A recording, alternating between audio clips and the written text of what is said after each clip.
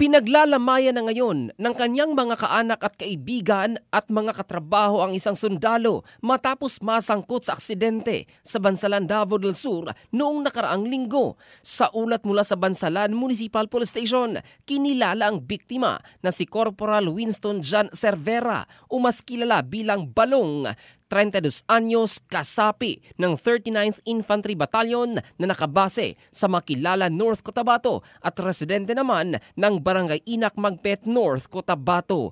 Papauwi na sana sa kanyang tirahan sa bayan ng Magpet ang biktima sakay ng kanyang motorsiklo nang mabangga ito ng panel truck ng soft drinks, dahilan para magtamo ng malubhang mga sugat na agad isinugod sa isang ospital sa Digos City, Davao del Sur.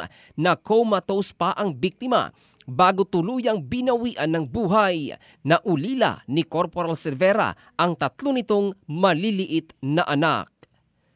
In the heart of changing lives, ito si Jovel Candado ng Brigada News Philippines, the Music and News Authority.